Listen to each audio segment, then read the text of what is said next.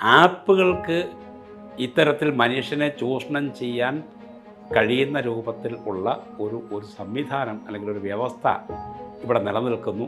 ആ വ്യവസ്ഥയുടെ അടിത്തറ എന്ന് പറയുന്ന ഗവൺമെൻറ്റിൻ്റെ പിഴച്ച നയങ്ങളാണ്. ആ നയങ്ങൾ തിരുത്തിക്കഴിഞ്ഞാൽ മാറും.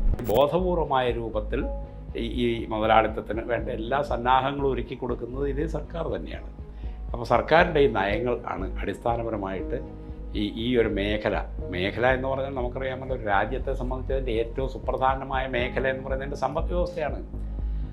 ആ സമ്പദ് വ്യവസ്ഥയുടെ മേൽ സർക്കാരിൻ്റെ പോലും നിയന്ത്രണം നഷ്ടപ്പെട്ടു പോകുന്നുവെന്ന് ഞാൻ നേരത്തെ സൂചിപ്പിച്ചു. സർക്കാരിൻ്റെ നയങ്ങൾക്ക് പോലും നിയന്ത്രിക്കാൻ കഴിയാത്ത രൂപത്തിൽ, കാരണം ഈ ആപ്പുകളിൽ നല്ലൊരു പങ്ക് ഒരുപക്ഷെ ഓപ്പറേറ്റ് ചെയ്യപ്പെടുന്നത് രാജ്യത്തിൻ്റെ രാജ്യത്തിൻ്റെ അതിർത്തിക്കുള്ളിലാവണമെന്ന് പോലുമില്ല, മറ്റെവിടെ നിന്നെങ്കിലുമൊക്കെ ആവാം.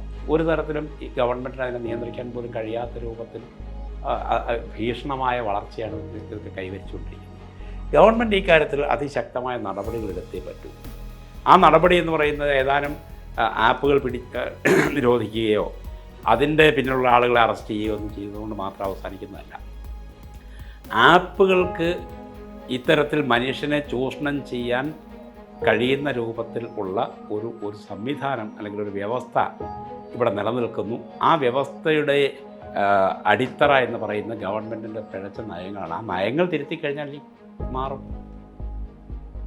വളരെ ചെറിയൊരു കാര്യം, ഇവിടുത്തെ സഹകരണ മേഖല, വാസ്തവത്തിൽ സഹകരണ ബാങ്കുകൾക്ക് ഗവൺമെൻറ് വേണ്ട പ്രോത്സാഹനം കൊടുക്കുന്ന ഒരു നയമാണ് ഉള്ളത് എങ്കിൽ സ്വാഭാവികമായിട്ടും ഇത്തരത്തിൽ ഉള്ള ഈ ആപ്പുകൾക്ക് പിന്നീട് സാങ്കത്യമില്ല.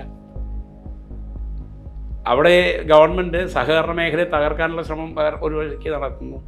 അപ്പോൾ പൊതുമേഖലാ ബാങ്കുകൾ ജനങ്ങൾ നകന്നു പോകുന്നു, സഹകരണ മേഖലയെ തകർക്കുന്നു. അപ്പോൾ പിന്നെ ജനങ്ങൾക്ക് പിന്നെന്താ വഴി എന്നുള്ളൊരു പ്രശ്നം കൂടി ഇതിനകത്തുണ്ട്.